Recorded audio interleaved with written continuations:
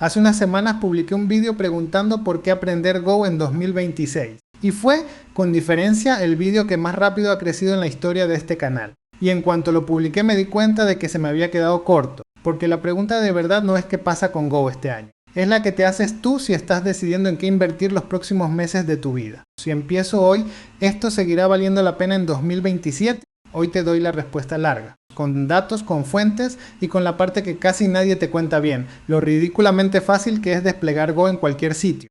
Y como sé que tu tiempo vale, te doy la respuesta antes que el vídeo. Sí, merece la pena y por 3 razones que no dependen de ninguna moda. La primera, Go se aprende en semanas, no en años, porque tiene muy pocas reglas. La segunda, compila un único archivo que corre en más de 40 combinaciones de sistema y procesador. Así que lo despliegas literalmente en cualquier parte y eso es el bloque central de este vídeo. Y la tercera, el lenguaje tiene una promesa de compatibilidad escrita y publicada. Así que el código que escribas hoy va a seguir compilando en 2027. Si solo tenías un minuto ya te lo has llevado. Si te quedas, vamos al detalle.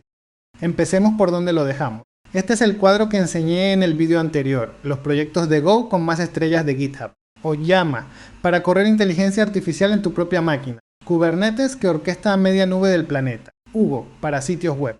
NetData, de monitoreo. Docker por dentro. Prometheus, de métricas. Todos el mismo lenguaje. La tesis era simple, Go es el lenguaje con el que se construye la infraestructura. Pues bien, en los últimos meses esa tesis no solo ha aguantado, es que se ha hecho más fuerte. Y te lo voy a demostrar con 4 cosas concretas que han pasado desde entonces.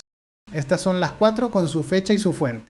Una versión nueva del lenguaje ya publicada. Otra que llega este mismo mes. El compilador de TypeScript reescrito entero. Y el kit oficial para conectar modelos de inteligencia artificial con herramientas externas. Vamos una por una y en cada una te digo de dónde sale el dato. Porque en este canal las cifras llevan fuente o no se dicen.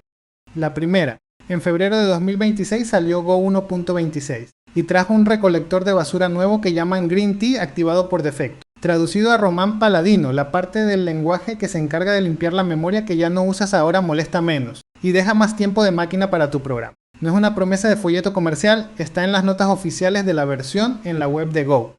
La segunda, y esta ya mira de frente a 2027. Go 1.27 llega en agosto de 2026 y trae cosas que la comunidad llevaba años pidiendo, métodos genéricos y una versión nueva y más rápida de la librería de JSON. También firmas criptográficas resistentes a ordenadores cuánticos y hasta identificadores únicos dentro de la propia librería estándar para no depender de un paquete de terceros. Pero fíjate en el patrón que es lo importante, cada 6 meses sin fallar una sale una versión. Ese ritmo es exactamente lo que te dice que el lenguaje no está abandonado ni congelado. La tercera es la más llamativa y pasó hace apenas unas semanas. El 8 de julio de 2026 Microsoft publicó TypeScript 7 y su compilador ya no está escrito en TypeScript, está escrito en Go. Los números los dan ellos mismos en su blog oficial. Revisar el código de Visual Studio Code pasó de 125,7 segundos a 10,6 segundos, casi 12 veces más rápido. Párate a pensar lo que significa eso. La empresa que inventó TypeScript, cuando necesitó velocidad de verdad, no eligió C++ ni C almohadilla, eligió Go. Y la cuarta, la que apunta directamente al año que viene. El protocolo con el que los modelos de inteligencia artificial se conectan a herramientas externas se llama MCP. Y su kit oficial de desarrollo para Go ya está en la versión 1.0, con compromiso público de no romper la interfaz, y mantenido en colaboración con Google. Si en 2027 montas un servidor de herramientas para un agente de inteligencia artificial, Go es una de las opciones de primera clase, no un apaño de la comunidad. La infraestructura de esta ola también se está escribiendo en Go. Vale, todo esto está muy bien, pero es más o menos lo que te cuenta cualquiera. Ahora vamos a lo que casi nadie te explica bien. Y que en mi opinión es la razón número 1 para aprender Go pensando en 2027. No es la velocidad, tampoco es la concurrencia. Es lo que pasa el día que tienes que poner tu programa en producción. Déjame plantearte el problema tal y como duele. Escribir el programa es la parte divertida y normalmente es la corta. La parte larga y amarga es la otra, instalar la versión correcta del lenguaje en el servidor y arrastrar la carpeta de dependencia. Pelearte con el clásico en mi máquina funcionaba y descubrir que la imagen que acabas de construir pesa casi 1 giga. Todo ese dolor se resume en una sola pregunta. ¿Qué tengo que subir exactamente al servidor para que esto funcione? Y aquí tienes la respuesta de los 3 grandes, una al lado de la otra. Con Node te llevas tu aplicación, más el runtime instalado, más la carpeta de paquetes. Con Python tu aplicación, más el intérprete, más el entorno virtual. Con Go te llevas un archivo. 1. El binario ya lleva dentro todo lo que necesita, incluida la librería estándar. En el servidor no hay que instalar Go. Y te lo repito porque es la frase que más va a cambiar tu forma de trabajar. En el servidor no hace falta instalar Go. Y lo ves en dos órdenes. Compilas y te aparece un archivo ejecutable. Lo copias a la máquina, lo lanzas y ya tienes el servidor sirviendo. No hay paso intermedio, ni gestor de paquetes que sincronizar, ni entorno que activar antes de nada. Y esto se vuelve espectacular con contenedores.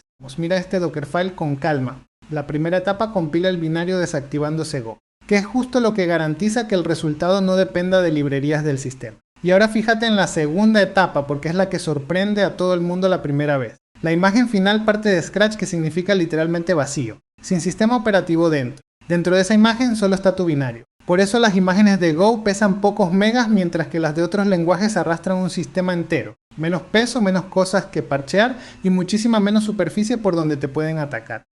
Aviso honesto porque este canal no vende humo. Scratch así tan vacío a veces se queda corto. Si tu programa llama a otros servicios por HTTPS, va a necesitar los certificados raíz. Y si maneja zonas horarias, va a necesitar la base de datos de zona. La solución estándar es usar una imagen distroles en lugar de Scratch. Sigue sin traer sistema operativo, pero sí trae esas dos cosas. Es un detalle de 2 líneas, pero si nadie te lo cuenta, te comes una tarde entera persiguiendo un error rarísimo.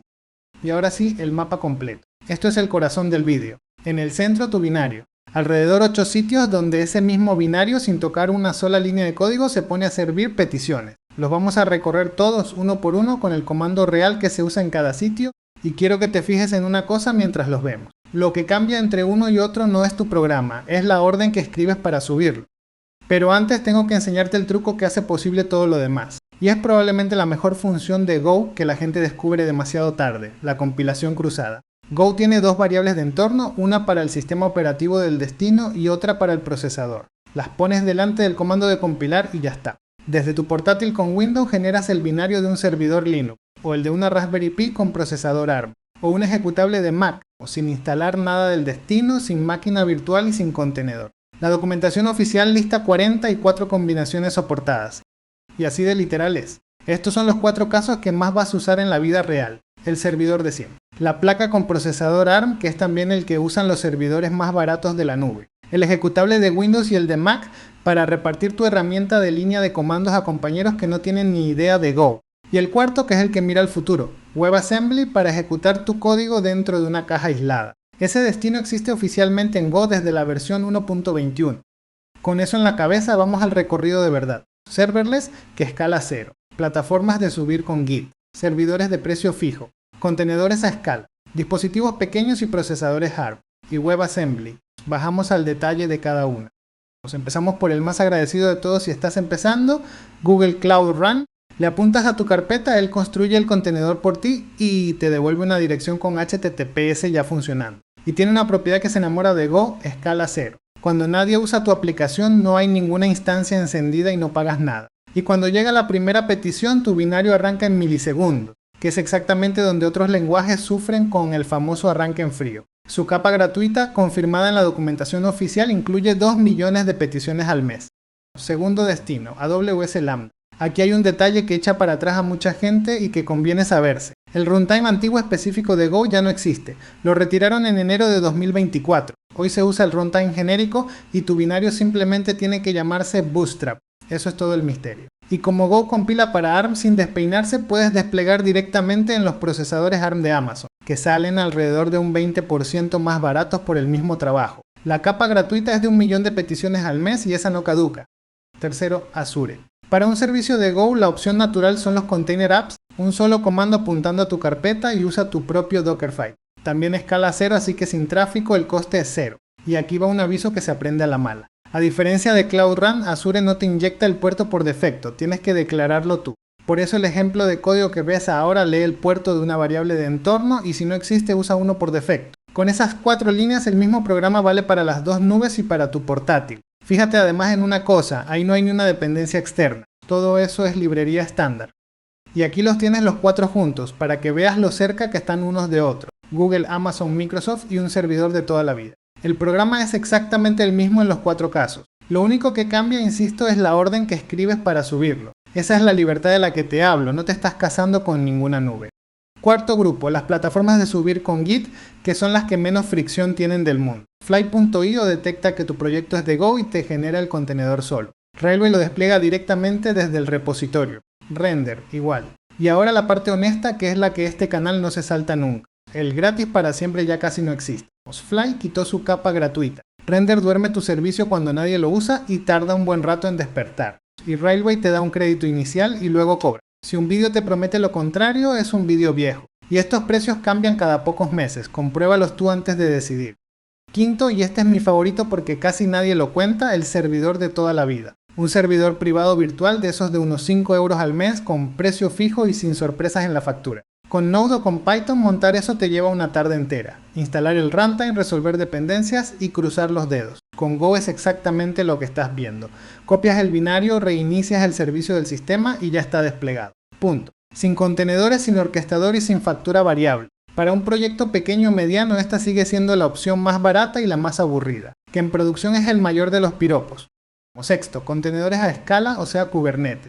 Aquí Go juega en casa por dos motivos. El primero, que tus imágenes son diminutas y cuando eso lo multiplicas por muchas réplicas se nota en el tiempo de arranque y en lo que ocupa tu registro de imágenes. Y el segundo, más profundo, Kubernetes está escrito en Go. El día que necesites leer su código, escribir un operador o usar sus librerías, vas a estar en tu idioma. Eso sí, el aviso de siempre. Kubernetes casi nunca es el sitio por donde se empieza. Si tienes una sola aplicación, no lo necesitas. Séptimo, lo pequeño. Una Raspberry Pi, un router, un dispositivo en el borde de la red. Compilar directamente en una placa así es lentísimo y a veces ni siquiera cabe en memoria. Con Go compilas en tu ordenador en segundos y copias el archivo. Y el mismo truco te sirve para los servidores con procesador ARM de la nube, que suelen ser bastante más baratos que los de siempre. Un solo cambio de variable y ya tienes el binario del otro procesador. Y octavo, el que mira de lleno a 2027, WebAssembly. Go compila un formato que corre dentro de una caja aislada con permisos limitados tanto en el navegador como fuera de él. Es el mismo mecanismo que están usando las plataformas de borde y los sistemas de complementos para ejecutar código de terceros sin dejarles tocar la máquina de verdad. Te voy a ser sincero, es un terreno joven y no te voy a decir que lo pongas mañana en producción, pero que tu lenguaje llegue ahí sin esfuerzo, cambiando una variable, es justo la clase de puerta que quieres tener abierta. Y ese es el resumen de todo el blog. Si te llevas una sola frase de este vídeo, que sea esta: aprender a desplegar Go es aprender a copiar un archivo. Absolutamente todo lo demás son variaciones sobre esa misma idea. Ahora, la razón que contesta de forma más directa a la pregunta del título. Si vas a invertir meses de tu vida en aprender algo, lo que quieres saber es si eso seguirá sirviéndote después. Y Go tiene una promesa de compatibilidad escrita y publicada. Dice, y cito textualmente, se pretende que los programas escritos para la especificación de Go 1 sigan compilando y ejecutándose correctamente sin cambios durante toda la vida de esa especificación. Eso es lo que hace que un proyecto de hace 8 años siga compilando hoy sin tocar nada. No es una promesa vaga de mantenimiento, es un contrato con la comunidad y se ha cumplido.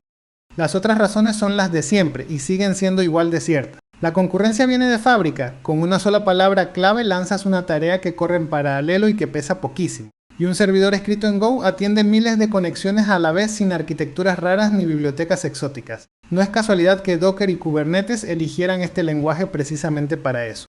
Después está la simplicidad, que es la ventaja más subestimada de todas. Go tiene muy pocas palabras clave. Se aprende en semanas, no en años. Y tiene un efecto secundario que solo valoras del todo cuando trabajas en equipo. El código que escribió otra persona se lee sin dolor, porque casi no hay formas distintas de escribir la misma cosa. En un equipo eso vale oro. Y en tu propio proyecto cuando vuelvas a él dentro de 6 meses también. Y las herramientas que vienen dentro de la caja: formateador, pruebas, análisis estático, gestor de dependencias y hasta un perfilador de rendimiento. Todo dentro del propio comando Go, sin tener que elegir entre 5 alternativas ni montar archivos de configuración. Si vienes de otros ecosistemas donde cada proyecto elige sus herramientas, esto solo se aprecia de verdad cuando lo pruebas una vez. Y ahora la parte que me obligo a poner en cada vídeo, porque sin ella esto sería un panfleto. Go no es para todo, y decirlo no le quita ningún mérito. Para ciencia de datos y para entrenar modelos, Python manda y no hay debate posible. Para interfaces en el navegador TypeScript, para sistemas donde no te puedes permitir ningún recolector de basura, Rust.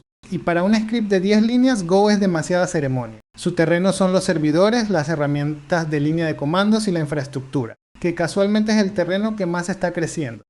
Y las críticas que se le hacen tienen parte de razón, así que vamos a decirlas. El manejo de errores es repetitivo, acabas escribiendo la misma comprobación una y otra vez. Y no lo digo yo, el propio equipo de Go lo ha reconocido públicamente. Y ha intentado cambiarlo varias veces sin encontrar una alternativa que convenza a nadie. Los genéricos que llegaron en 2022 son deliberadamente conservadores. Y si vienes de un lenguaje muy expresivo, Go te va a parecer aburrido. La respuesta honesta a eso es que el aburrimiento es la característica, no el defecto. Es lo que hace que el código se lea igual lo escriba quien lo escriba. Entonces, ¿cómo llegas a 2027 sabiendo Go si empiezas hoy desde cero? Te dejo un plan de un mes que es realista, no de folleto. Primera semana, instala Go y escribe programas pequeños de terminal hasta que la sintaxis deje de estorbarte. Segunda semana, monta un servidor HTTP con la librería estándar, sin framework, que desde Go 1.22 ya en ruta de sobra. Tercera semana, mete concurrencia de verdad, tareas en paralelo y canales y conecta una base de datos. Y la cuarta semana, la que casi todo el mundo se salta y la que más te va a diferenciar. Despliega, métela en un contenedor y súbela a la nube. Y el veredicto, sin rodeos, que para eso has llegado hasta aquí. Si en 2027 quieres trabajar cerca de la nube, de la infraestructura, de las herramientas de desarrollo o de los servicios que sostienen la inteligencia artificial, Go no es una apuesta arriesgada. Es probablemente la mejor relación entre esfuerzo y resultado que hay ahora mismo. Se aprende rápido, se despliega en cualquier parte y tiene por escrito que no te va a romper el código. Si en cambio tu camino son los datos o el navegador, aprende primero lo tuyo y ten a Go como la segunda herramienta de la caja. El día que necesites que algo vaya rápido y se despliegue solo, ya sabrás exactamente dónde mirar. Y antes de irte, aquí al final te dejo un par de vídeos que continúan justo por donde acaba este. Tienes unos segundos para elegir uno. Nos vemos en el siguiente.